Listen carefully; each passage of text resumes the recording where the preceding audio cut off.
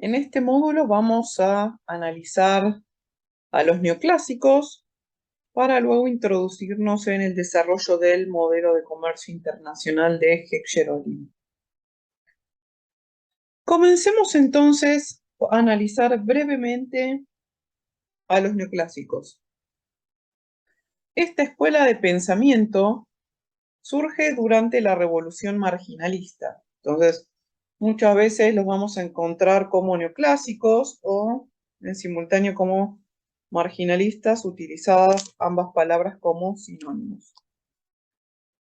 Esta revolución surge en torno a 1870 y produce una ruptura con el análisis económico previo.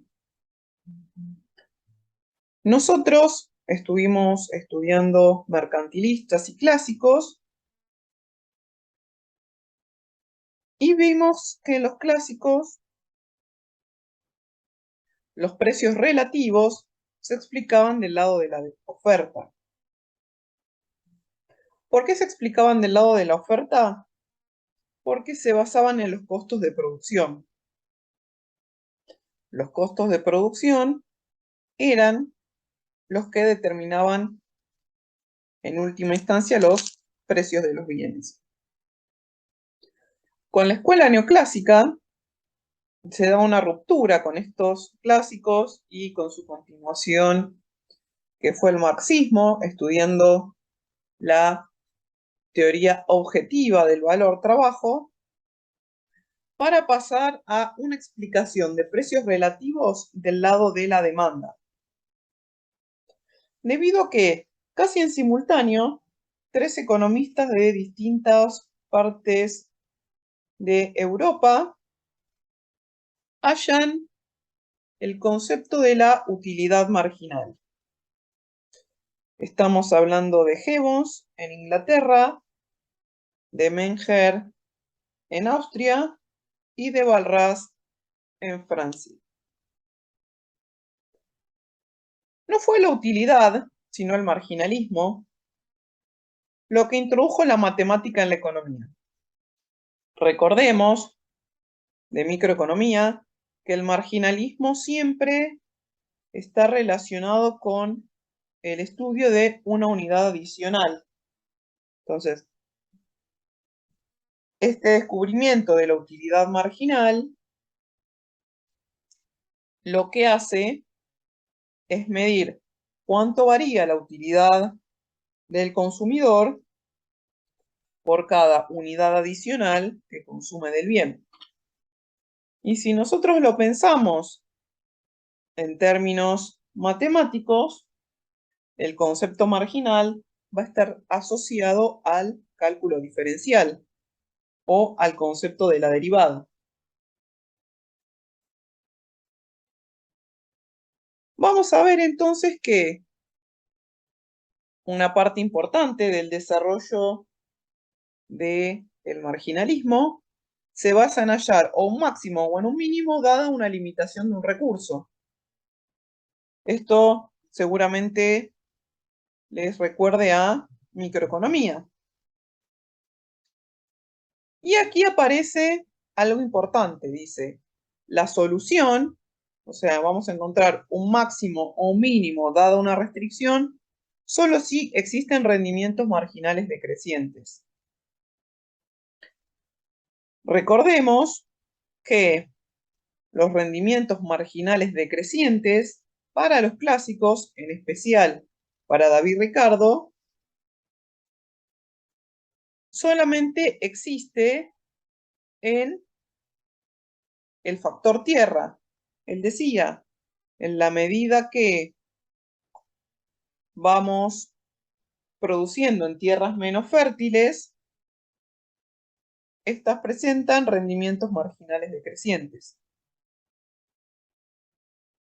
Fíjense entonces que 2 décadas después, hacia 1890, cuando extendemos este principio marginal de la utilidad a la productividad marginal, o sea, lo extendemos desde la demanda hacia la oferta, se rompe totalmente con los clásicos. ¿Por qué? Porque se da esta extensión de rendimientos marginales decrecientes a todos los factores de producción. Ahora, además de la tierra, también el capital y el trabajo tienen rendimientos marginales decrecientes. Esto entonces da una ruptura, como decíamos, con la escuela clásica, con lo que se venía estudiando, y da lugar a lo que estudiamos en la microeconomía neoclásica actual. Si uno estudia o lee libros neoclásicos, vamos a encontrar el surgimiento, el desarrollo de todos los conceptos que estudiamos en Micro 1. Los más importantes que vamos a analizar en este módulo van a ser, fíjense, en primer lugar, referidos a demanda, va a ser tasa marginal de sustitución, curva de indiferencia y restricción presupuestaria. Hagamos un breve repaso. La tasa marginal de sustitución es la pendiente de la curva de indiferencia. Y recordemos que esta curva de indiferencia lo que nos mide son las preferencias o gustos de los consumidores. Esta, para ilustrar la escasez, va a ser convexa al origen. Y entonces esta tasa marginal de sustitución va a ser decreciente.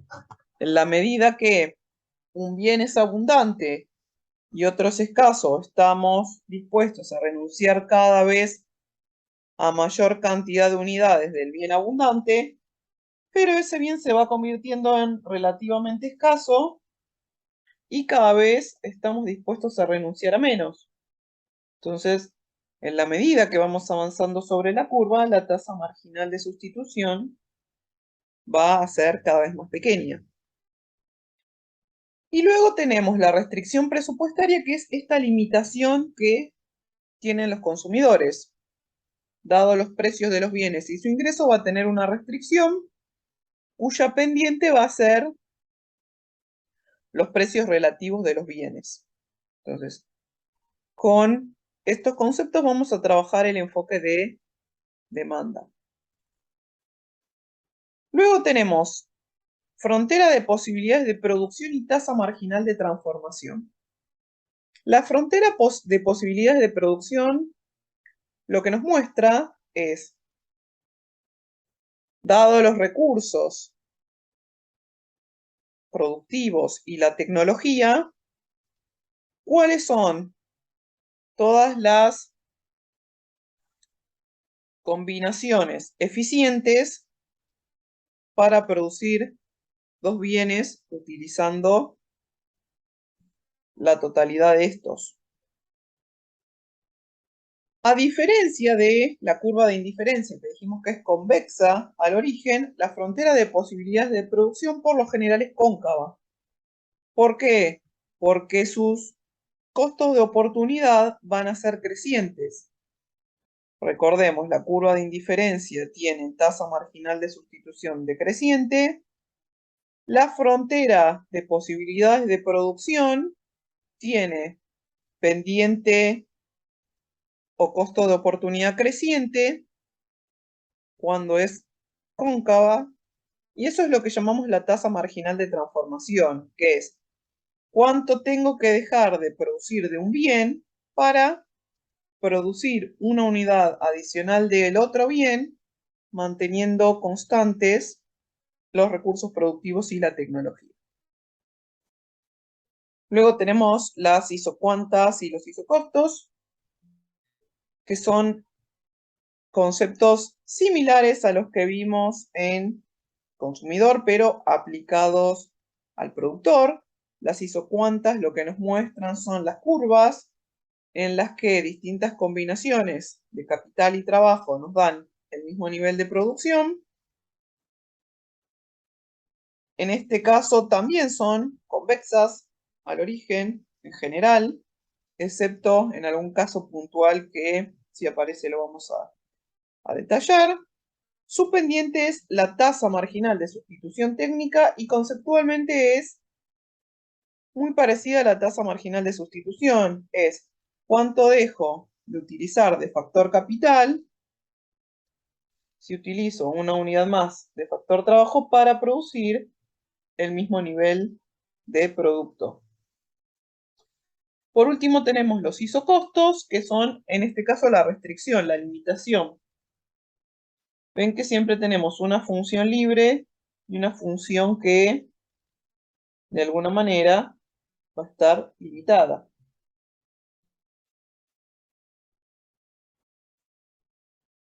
En este caso, la pendiente de los isocostos son los precios relativos, pero no de los bienes, sino los precios relativos de los factores.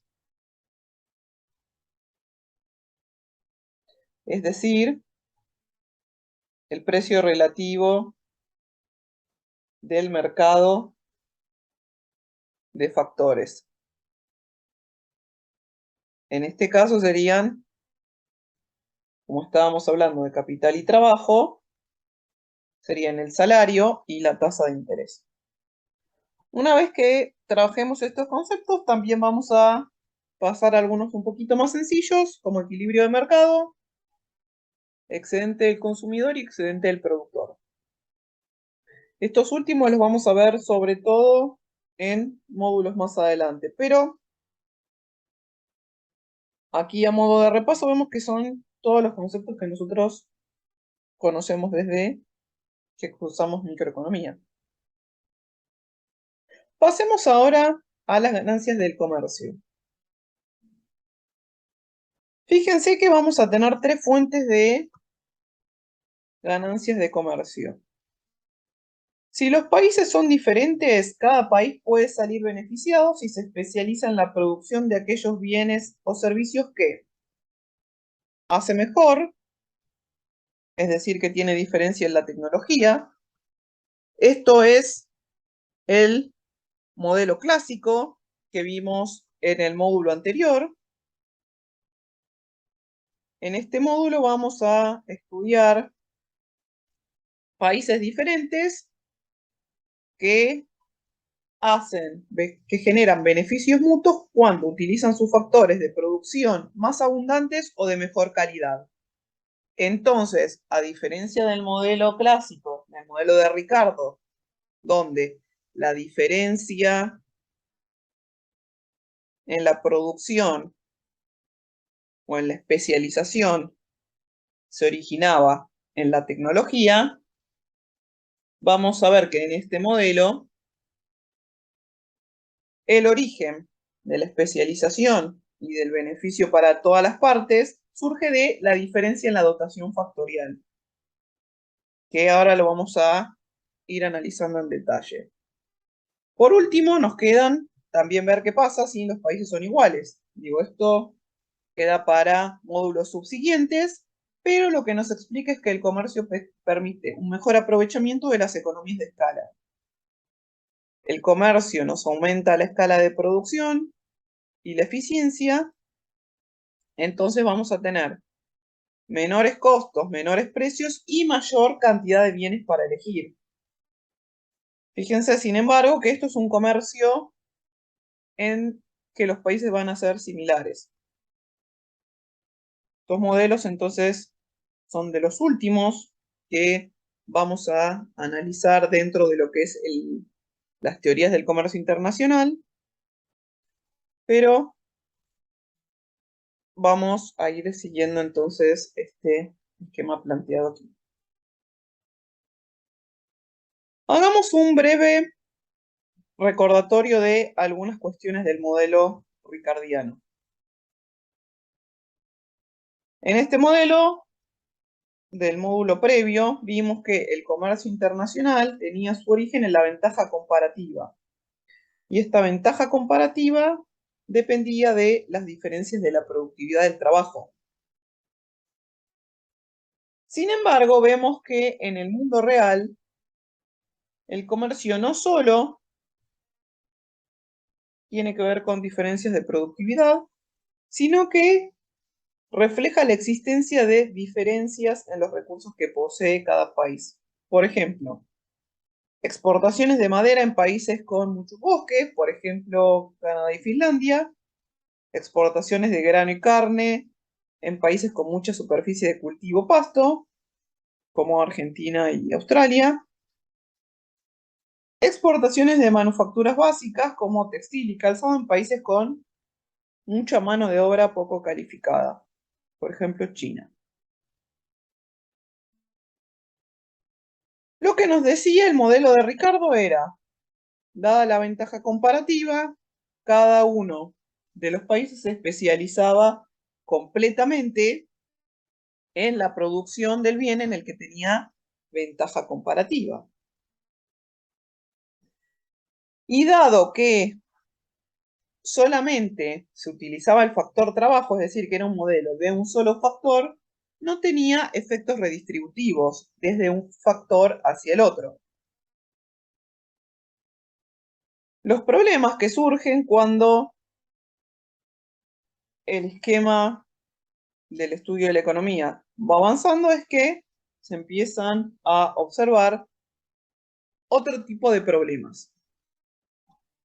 Principalmente en el mundo real no se observa una especialización completa, vamos a tener especializaciones parciales.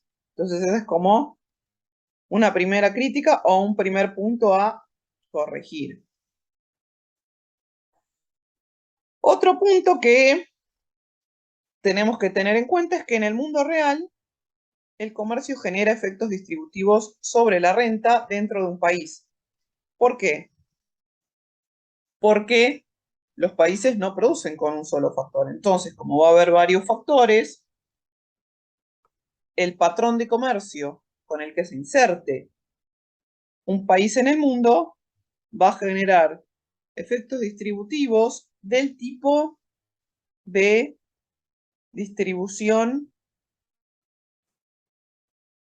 factorial. Es decir, los efectos distributivos van a tener que ver con los factores de producción: tierra, trabajo y capital. Y por último, otro ítem que tenemos que tener en cuenta es que hay otros factores que pueden explicar el patrón de comercio entre países. Por eso vamos a avanzar con este modelo de Heck-Sherolin. Vamos a ponernos un poquito en contexto. Fíjense que es como un siglo después del modelo de Ricardo. Recordemos que el modelo de Ricardo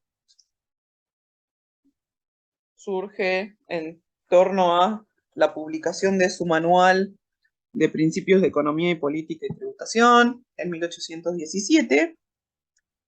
Y este modelo de Heck-Sherolin tiene un origen en 1919 por parte de Heckscher,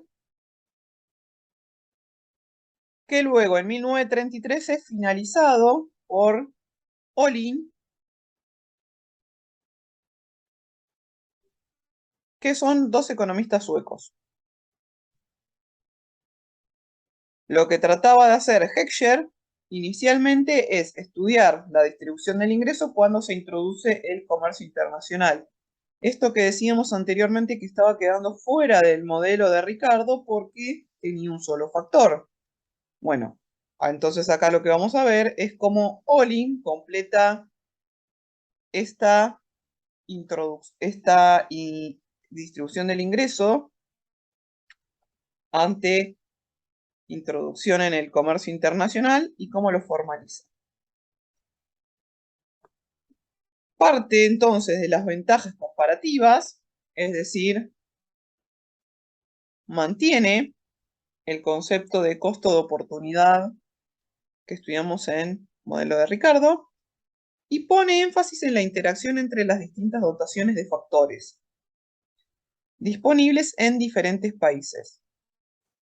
Por un lado eso, y por otra parte, la proporción en la que son utilizados para producir, a su vez, otros factores. Vamos a empezar entonces a desarmar esto de a poco. Este modelo de Heck-Sherolin, bueno, aquí tenemos las fotos de ambos, tiene predicciones más realistas que el modelo de Ricardo. En primer lugar, como para ir anticipando un poco hacia dónde vamos a ir avanzando, los países producen ambas mercancías. Es decir, no va a haber una especialización completa y van a exportar aquella en la que tienen ventaja comparativa y van a importar la otra. Digo, que es lo normal en los países. Y lo que vamos a ver es que en este caso el comercio sí va a tener efectos distributivos sobre la remuneración de factores. Estos efectos distributivos va a depender de que la economía decida exportar, dada su ventaja comparativa, y que decida importar. Y un punto importante a resaltar al final es, aunque el país en su conjunto gane con el libre comercio, porque vimos que el comercio es beneficioso para todas las partes en términos de países, cuando vamos hacia el interior del país, estos efectos distributivos sobre la remuneración de factores van a generar que dentro del país algunos trabajadores van a estar mejor y otros van a estar peor. Vamos a pasar entonces a analizar el modelo de dos factores, que es con el modelo que vamos a trabajar Heck-Sherolin. Recordemos que el modelo de Ricardo tenía un solo factor, el trabajo. Lo que vamos a hacer es, lo vamos a extender a dos factores. ¿Bien? Los supuestos del modelo son, seguimos teniendo dos países como antes, nuestro país y el resto del mundo.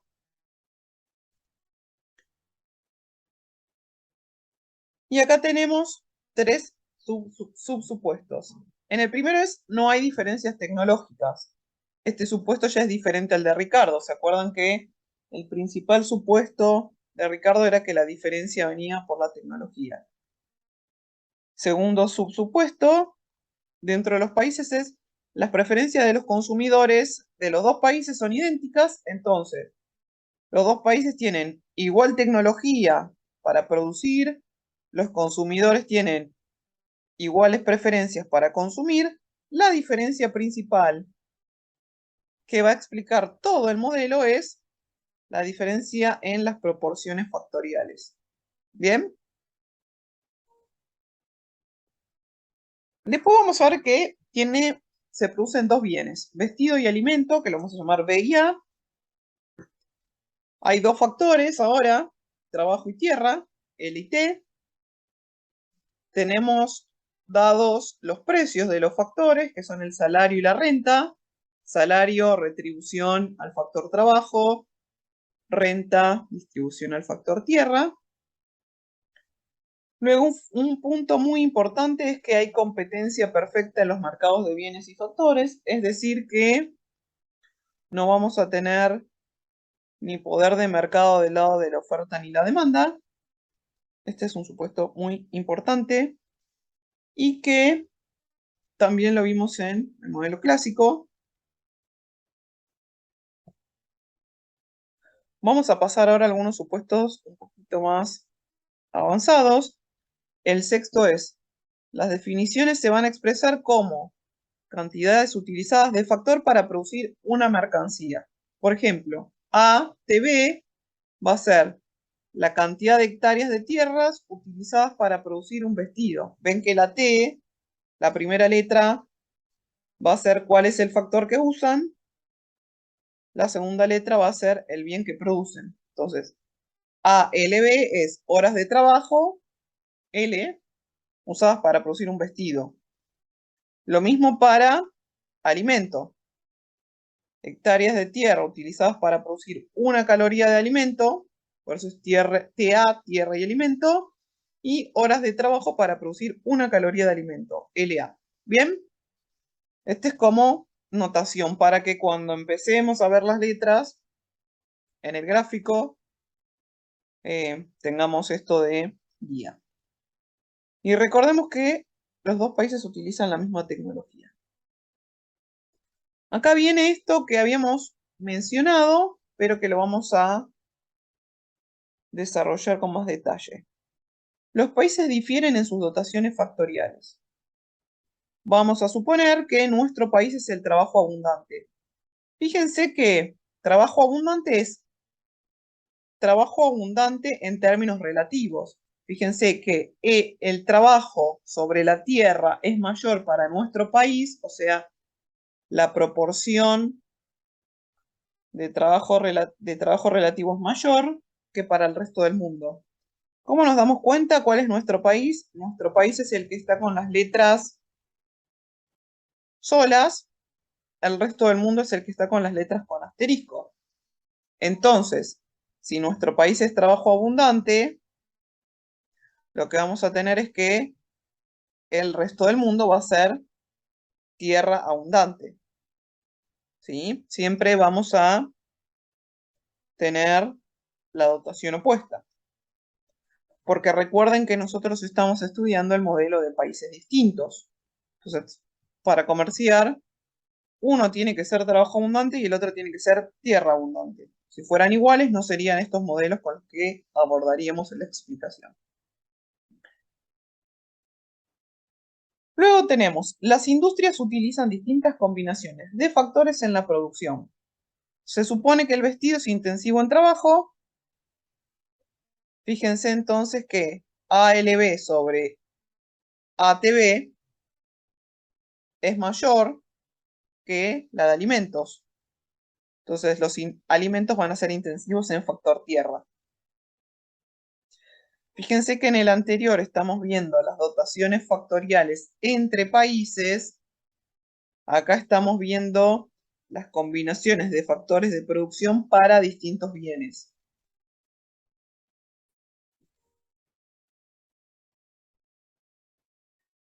Ningún factor es específico a ninguna industria. ¿Qué quiere decir esto? Para producir los dos bienes, el productor puede elegir entre tierra y trabajo. Es más, va a elegir una combinación de ambas. Y un supuesto que vamos a poner aquí, pero que luego vamos a relajar, es la tecnología es rígida o con tecnología de producción de coeficientes fijos. Es decir, que siempre combinamos la misma cantidad de factores en la misma proporción. ¿Sí? Entonces, fíjense que acá tenemos las restricciones de producción. Estas restricciones de producción nos van a servir para hacer las fronteras de posibilidades de producción. Fíjense que la cantidad que necesitan para producir vestidos más la cantidad que necesitan para producir tierra de trabajo tiene que ser menor o igual al trabajo total del país. O sea, básicamente lo que les está diciendo es el total del trabajo puede usarse para producir vestidos o para producir alimentos. Si vamos a la de abajo, en nuestro país, es igual, solamente que con el factor tierra, nos dice. El factor tierra puede usarse para producir vestidos o para producir alimentos. Y fíjense la restricción de desigualdad.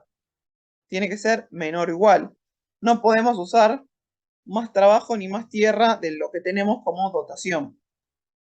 Vamos a ver después que en términos, como estamos hablando de fronteras de posibilidades de producción y vamos a hablar de eficiencia, esa desigualdad se va a convertir en una igualdad. Vemos que las dos restricciones para el resto del mundo son iguales, solo que ahora tenemos la cantidad de vestidos y la cantidad de alimentos que produce el resto del mundo, por eso tienen asteriscos, y los factores de producción que posee el resto del mundo. Entonces, el trabajo que se usa para producir vestidos y alimentos en el resto del mundo tiene que ser menor o igual al trabajo del resto del mundo. La cantidad de tierra que se usa para producir vestidos y alimentos en el resto del mundo tiene que ser menor o igual a la cantidad de tierra.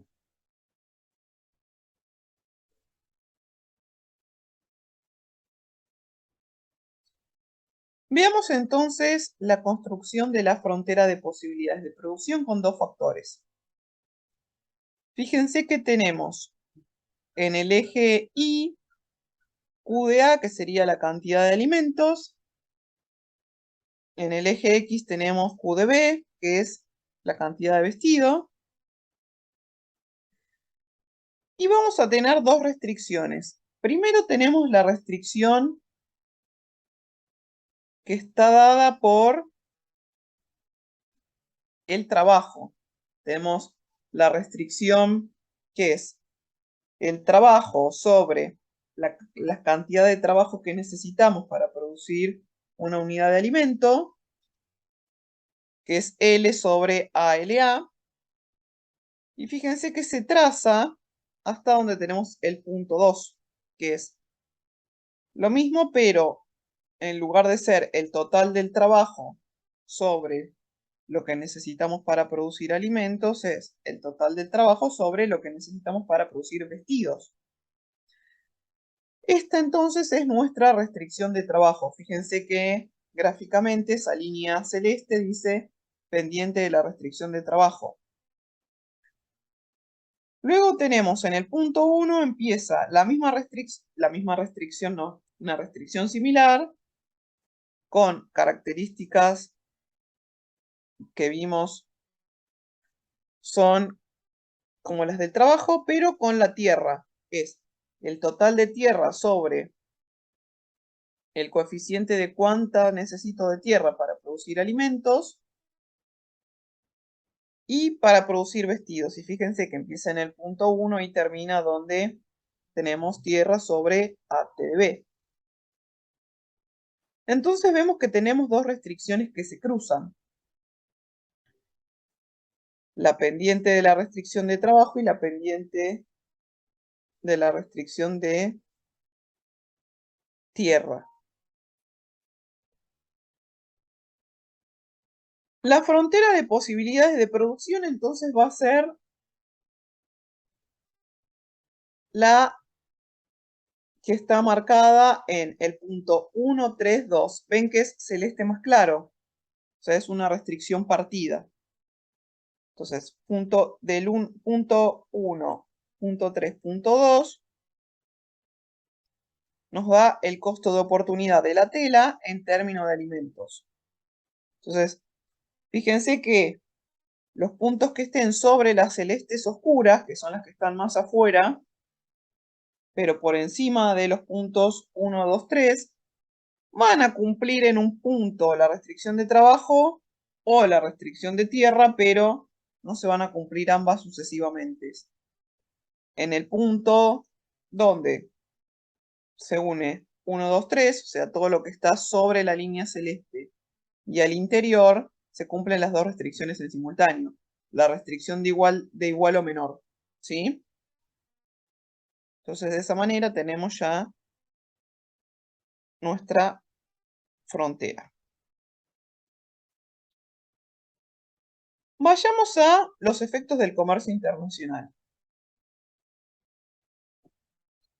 Fíjense que ya habíamos dicho, teníamos los dos países, nuestro país y el resto del mundo, con los siguientes supuestos que eran idénticos gustos, o sea, habíamos dicho que tenían los consumidores las mismas preferencias en ambos países. Entonces, en ambos países va a ocurrir que vamos a tener la misma demanda relativa de alimentos tela. ¿Sí? Por otro lado, también habíamos mencionado la tecnología de coeficientes fijos. Aquí lo formalizamos en términos de notación para que veamos que son las notaciones que usamos anteriormente para hacer el gráfico. Y la abundancia relativa que diferenciaba a los dos países era que nuestro país era relativamente trabajo abundante, el país del resto del mundo era tierra abundante. Entonces, como nuestro país es trabajo abundante, en términos relativos, dado que la tela es trabajo intensivo, la frontera de posibilidades de producción de nuestro país va a estar desplazada hacia la producción de tela. ¿Qué quiere decir esto? Si usamos todos nuestro trabajo en producir o tela, o, o vestido, o alimentos, ¿qué vamos a producir? Más tela, más vestidos, ¿sí? Y menos alimentos. ¿Por qué? Porque acuérdense que los alimentos necesitan más tierra que trabajo. Lo opuesto pasa en el resto del mundo. El resto del mundo es abundante en trabajo relativamente. Como los alimentos son trabajo intensivos, la frontera de posibilidades de producción del resto del mundo va a estar más desplazada hacia la producción de alimentos. Es decir, si usa toda su tierra en producir alimentos, va a producir más que si quiere producir tela o vestidos. Veamos entonces los gráficos. Al igual que hicimos anteriormente, acá tenemos que sacar las fronteras de posibilidad de producción. En el caso anterior explicamos de dónde, cómo conformábamos cada una de estas. Acá lo que vemos es que, como nuestro país es abundante en trabajo, fíjense que la restricción de trabajo va a tener la frontera de posibilidades de producción, nos va a mostrar que la producción está más sesgada a la producción de telas, de vestidos. Ven que si produzco solamente alimentos, produzco poco, si produzco tela, produce mucho. En el resto del mundo, como es abundante en tierra, fíjense que pasa al revés. Produce muchos alimentos. Ven que la restricción de tierra sale de más arriba. Y fíjense que la restricción de trabajo termina bastante más abajo. Entonces, fíjense que estas fronteras de posibilidades de producción tienen este sesgo.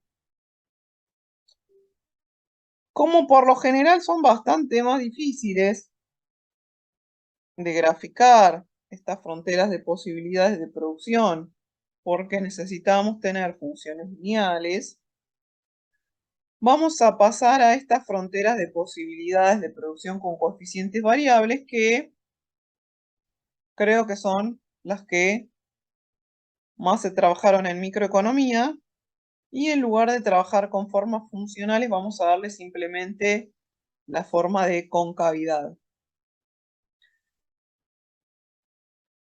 Entonces, si los coeficientes son variables, las fronteras de posibilidades de producción van a ser cóncavas y van a tener costos de oportunidad crecientes. Fíjense entonces que, pensando en la forma de la curva de la frontera, vemos que la que sale de más arriba en Q de A y termina más cerca del 0 en Q de B es la frontera de posibilidades de producción del resto del mundo. Ven que está sesgada a la producción de alimentos. ¿Por qué? Porque el resto del mundo es tierra intensiva en términos de trabajo. La otra frontera de posibilidades de producción, que vemos que está más abajo, en alimentos, y más adelante en términos de vestido, o sea, sesgada hacia la producción de vestidos, es la de nuestro país. ¿Por qué? Porque nuestro país es, en términos relativos, trabajo intensivo y los vestidos necesitan más trabajo que tierra. Entonces, para, como les decía, facilitar los gráficos, vamos a usar estas. Recuerden que, como vimos en el inicio de los neoclásicos, estas fronteras de posibilidades de producción cóncavas tienen costos de oportunidad crecientes Y estos costos de oportunidad creciente los medimos a través de su pendiente, que es la tasa marginal de transformación. Veamos cómo es el equilibrio en autarquía. Cuando estemos hablando de equilibrio en autarquía, vamos a estar hablando de una economía cerrada, en una economía donde no hay comercio. Fíjense que se nos superponen las dos fronteras de posibilidades de producción, que son las líneas azules, y luego tenemos una curva de indiferencia negra, ¿ven? La que es convexa, que es la curva de consumo. ¿Por qué tenemos una sola? Porque recuerden que uno de los supuestos que nosotros pusimos es que los consumidores de los dos países tienen las mismas preferencias. Entonces, comparten la curva. Pero fíjense qué pasa. Como no hay comercio, la producción y el consumo de los dos países se van a igualar en algún punto. Vamos a tener entonces la producción y el consumo para el resto del mundo va a tener, fíjense, muchos alimentos y pocos vestidos. ¿Por qué? Porque es tierra intensiva, entonces va a producir más alimentos que vestidos. Fíjense que hay una línea celeste que pasa también por el punto y son los precios relativos de los bienes. ¿Sí? Bueno, en este caso, los precios relativos de los bienes, ¿qué es lo que nos muestran? Que los vestidos son más caros que los alimentos en términos relativos en el resto del mundo porque los vestidos son más escasos y los alimentos son más abundantes. En el caso de nuestro país, que es el segundo punto, el punto de abajo, vemos que ocurre lo contrario. Vemos que se produce y se consume más vestido debido a que es trabajo intensivo y se produce y se consume menos alimento porque es tierra intensivo y nosotros somos trabajo intensivos. Entonces también tenemos la línea celeste, pero fíjense que tiene otra inclinación, es más horizontal. ¿Por qué? Porque aquí los precios relativos son al revés. En nuestro país, los vestidos son relativamente más baratos que los alimentos. ¿Por qué? Porque hay más vestidos que alimentos. Fíjense entonces que cuando, cuando tenemos economías cerradas o economías que no comercian, cada una va a tener diferencia en los precios relativos. ¿Por qué? Porque estos precios relativos van a estar explicados por la dotación de factores y la producción de bienes en distintas cantidades dadas estas dotaciones relativas. Fíjense entonces que, como decíamos, la FPP no solamente se encuentra sesgada a la producción según la dotación de la misma, sino que la pendiente representa el costo de oportunidad de ambos bienes. El costo de oportunidad de alimentos es mayor en nuestro país, donde la tierra es relativamente más escasa y por lo tanto es más costosa. Fíjense que acá aparece algo más. Aparece el precio de los factores. Hasta ahora estábamos hablando de los precios relativos de los bienes por la abundancia y la escasez de los bienes producidos. Recordemos que los factores son una demanda derivada de los bienes, por lo tanto, los factores van a seguir los precios relativos de los bienes.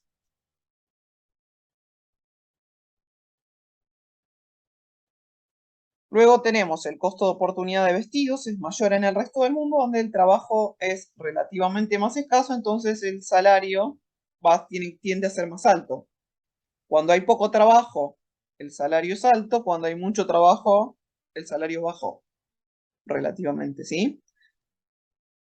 Entonces, fíjense que acá nos dice, si los precios relativos de los bienes de los dos países en autarquía son diferentes, también lo son los precios de los factores. ¿Por qué? Por esto que decíamos que los precios de los factores y los precios de los bienes van a seguir la misma relación. Dado que la demanda de bienes va a estar relacionada con la oferta de factores y viceversa, si los precios difieren para los bienes, también tienen que diferir para los factores. ¿Bien? Y esta diferencia en los precios relativos es esas dos líneas celestes que vemos con distinta inclinación, que para el resto del mundo es más vertical y que para nuestro país es más horizontal, y tiene que ver con esta abundancia y escasez relativa de bienes y factores.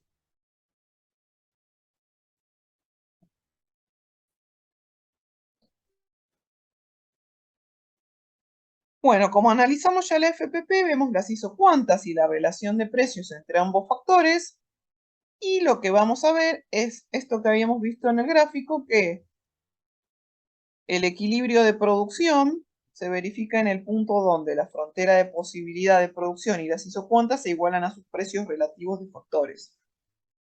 Entonces ahí lo que vamos a ver es esta cantidad de bienes que produce cada economía. Recuerden ese punto que teníamos marcado para cada uno de los países, donde el resto del mundo producía más alimentos que vestidos y nuestro país más vestidos que alimentos. Fíjense que, como la dotación relativa de factores difiere en ambos países, también lo hacen sus precios relativos, como habíamos dicho anteriormente, y el consumo queda determinado en cada país por la producción de cada bien, es decir, la gente no tiene opción de elegir cuánto consumir. Cuando no hay comercio, se consume lo que se produce. Entonces, lo que vamos a ver es que el consumo va a estar sesgado de acuerdo a la producción. En el punto en el que los precios relativos que difieren, es decir, que las rectas de las restricciones, estas más verticales o más horizontales, se igualen a la curva de indiferencia de los consumidores, que dijimos que era una porque los consumidores tenían exactamente los mismos gustos en los dos países. Vamos a pasar al equilibrio en libre comercio. Y acá vemos que cambia bastante la cosa. Fíjense, cuando nuestro país y el resto del mundo comercian, los precios relativos de los bienes convergen. Fíjense que no tenemos dos restricciones de precios ahora. Tenemos una sola restricción presupuestaria o un solo precio relativo, que es la línea celeste. Y fíjense que es una línea que está intermedia entre la que teníamos antes para los dos países. La que teníamos para el resto del mundo era más vertical que la que tenemos ahora, y la que teníamos para nuestro país era más horizontal. Fíjense entonces que esta restricción nueva es tangente a las dos fronteras de posibilidades de producción. Ve que los tocan en los dos puntos, en el punto de arriba y en el punto de abajo. ¿Sí? Esos entonces van a ser los puntos donde los países producen. Fíjense que dice APLC, que va a ser la cantidad de alimentos que produce el resto del mundo en libre comercio, va a estar en ese punto de ahí arriba, y vemos que también va a producir vestidos, pero menos que antes. En el último punto, ¿qué es lo que vamos a ver? La producción de nuestro país de vestidos en libre comercio ¿sí?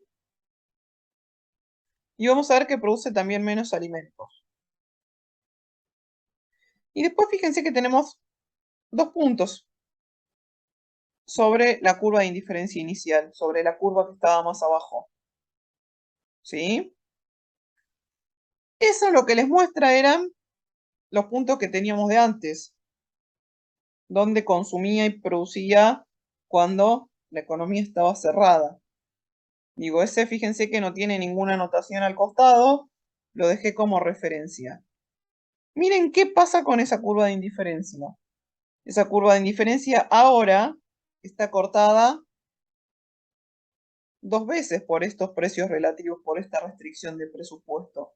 Entonces, no sé si recuerdan de microeconomía, pero siempre que una curva de indiferencia es cortada dos veces por una restricción de presupuesto, eso lo que nos está indicando es que el consumidor puede desplazarse hacia una curva de indiferencia con mayor nivel de satisfacción, dado que puede consumir otra combinación de bienes que le gusta más. Y ahí vemos entonces que la curva de indiferencia se desplaza hacia arriba y se iguala el consumo en el resto del mundo y en nuestro país. ¿Por qué? Porque si los precios relativos son iguales, los precios relativos de los bienes son iguales, también se igualan los precios relativos de los factores, y como a la gente le gustaba consumir lo mismo en los dos países, fíjense que el punto de consumo del resto del mundo y de nuestro país coincide en este nuevo punto que está en la nueva curva de indiferencia. ¿Bien? Entonces fíjense qué pasa acá. Acá lo que va a ocurrir es que la producción y el consumo en los dos países va a ser distinto. ¿Bien? Volvamos a esto que estábamos hablando de los precios. Y decíamos, los precios de los bienes convergen, entonces también tienden a converger los precios de los factores. ¿Bien? De esta manera vamos a explicar el patrón de comercio. Fíjense sobre el eje I, QDA, donde tenemos la cantidad producida de alimentos. Fíjense que la producción de alimentos en el resto del mundo es mayor que su consumo. ¿Ven que está marcado con un corchete celeste? Ese corchete celeste lo que nos muestra es todos los alimentos que el resto del mundo produce, pero que no consume. Fíjense que consume desde 0 hasta el punto de consumo. Todo eso es sobreproducción. Esa sobreproducción van a ser los alimentos que produce el resto del mundo y que exporta a nuestro país. ¿Se acuerdan que nuestro país era menos eficiente en la producción de alimentos? Entonces, lo que vamos a hacer, dado que estamos en una economía abierta, es comprarle estos alimentos al otro país. Si van al eje Y, en QB, en cantidad de vestidos, van a ver que ocurre lo mismo, pero con el otro bien. Fíjense que nuestro país produce más vestidos de los que consume. Ven también que tiene un corchete celeste. Como produce más de lo que consume, todo ese exceso de producción son vestidos que nuestro país produce de más y se lo exporta al resto del mundo. Entonces fíjense que acá queda definido nuestro patrón de comercio. Nuestro país, que es trabajo abundante, va a exportar alimento, que es trabajo intensivo, o lo podemos pensar también al revés. Nuestro país, que es tierra escaso, importa alimento, que es tierra intensivo. El resto del mundo, que es tierra abundante, exporta alimento, que es tierra intensivo, o lo podemos pensar al revés. El resto del mundo, que es trabajo escaso importa vestidos, que es trabajo intensivo. ¿Sí?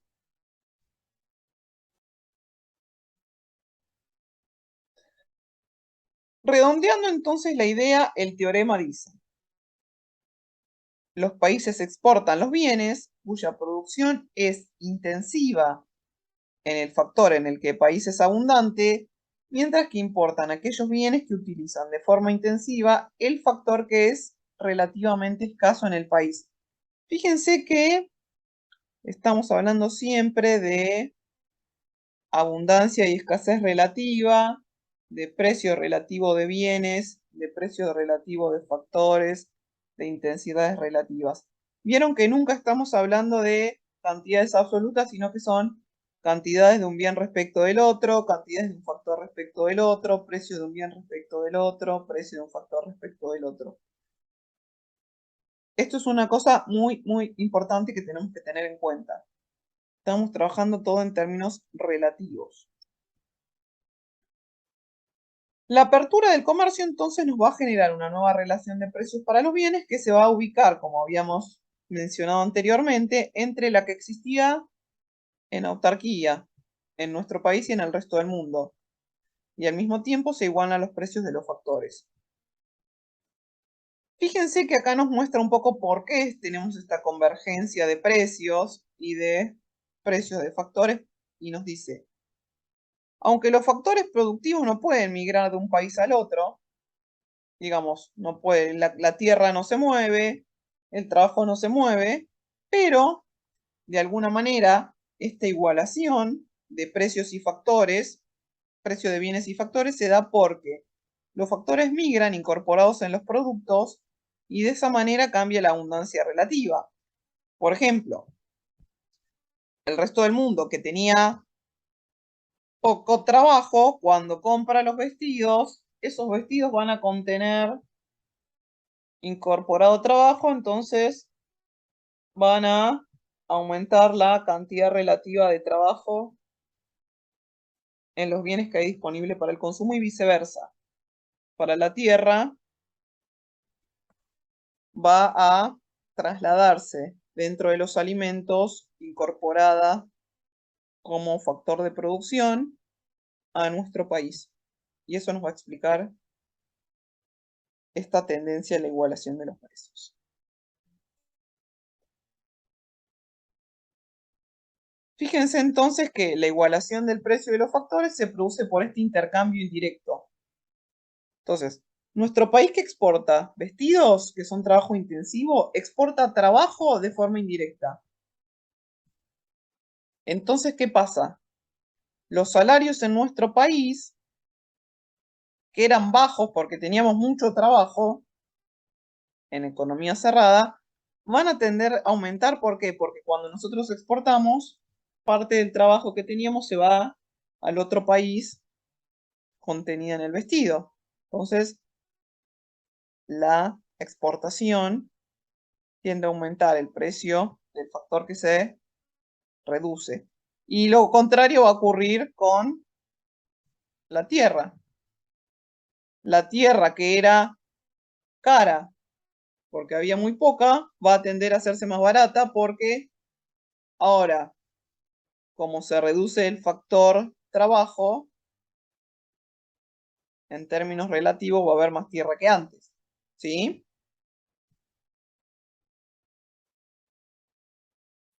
El resto del mundo exporta alimentos, que es tierra intensivo, entonces exporta tierra indirectamente adentro de los alimentos.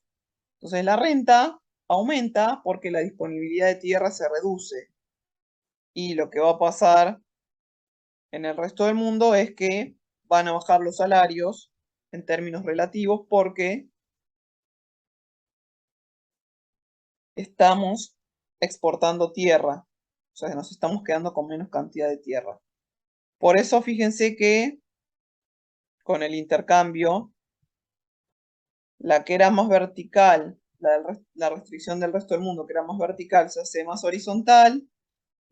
Por este cambio de los precios, la restricción de nuestro país, que era más horizontal, se hace más vertical por este precio, por este efecto en los precios.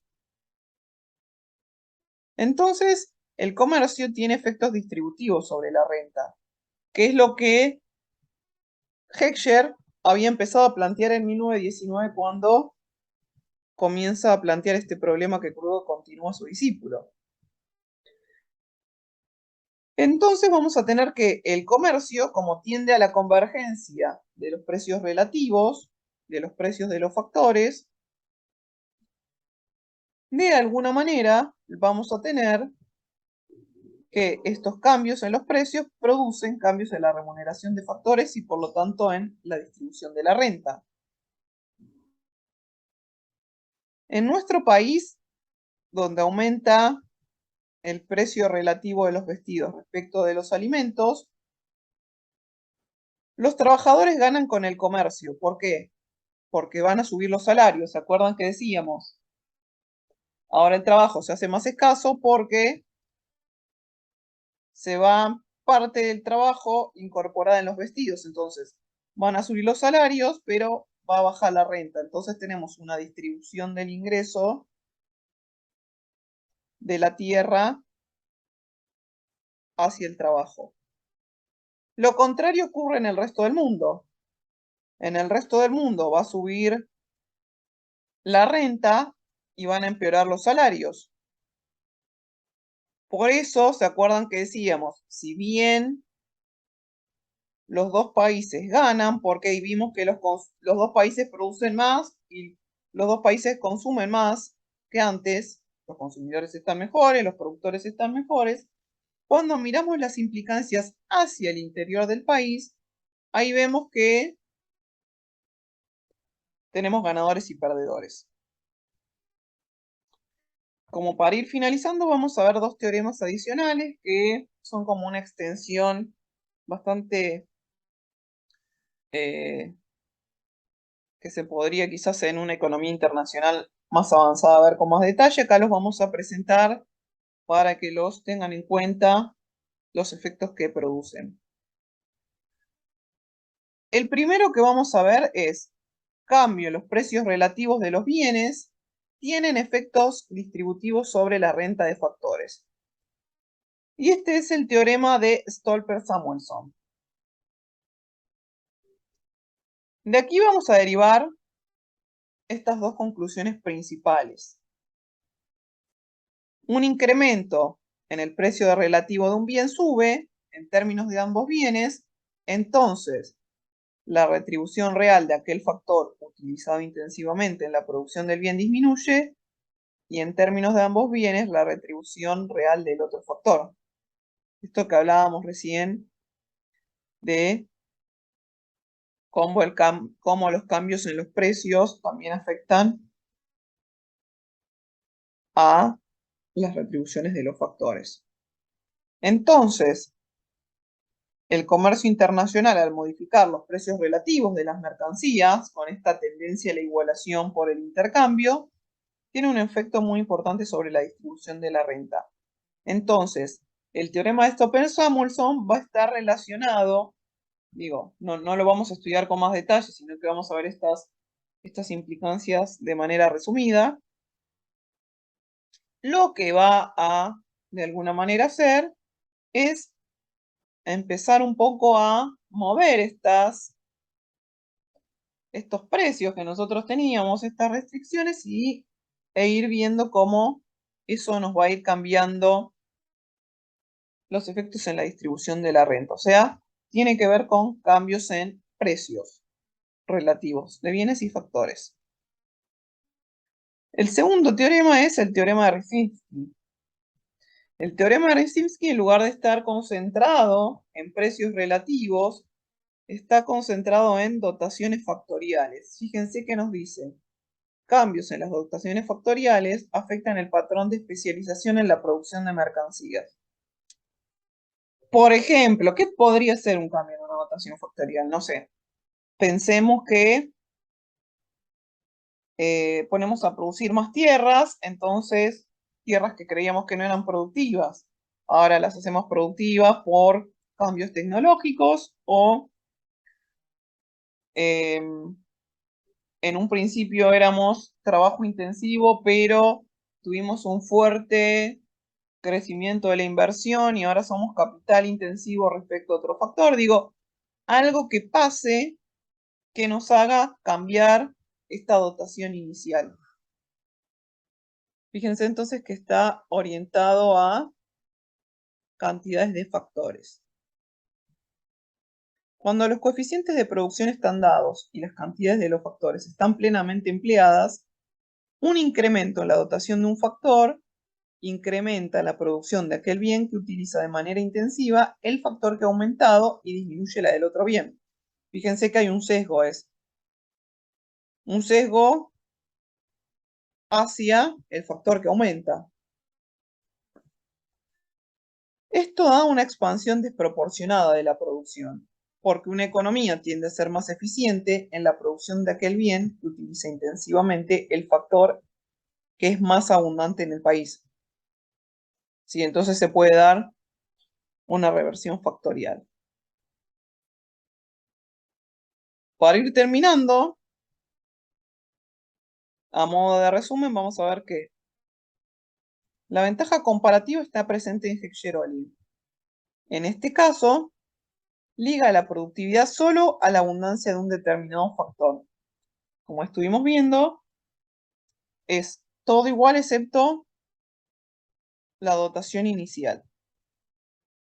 Como en Ricardo, vamos a tener que la conclusión en Heck-Sherolin es que cada país debe dedicarse a producir al bien que hace de manera más eficiente.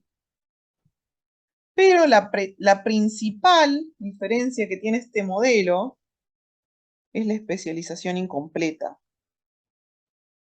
¿Se acuerdan que en Ricardo producías un bien y producías cero del otro? Importabas y exportabas. Acá, si bien tenemos importación y exportación, la especialización es parcial.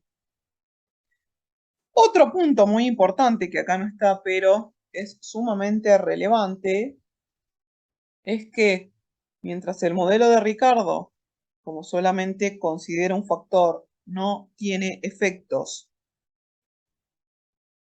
en la distribución del ingreso, el modelo de Heck-Sherolin, dado que utiliza dos factores, tiene efectos distributivos hacia el interior del país.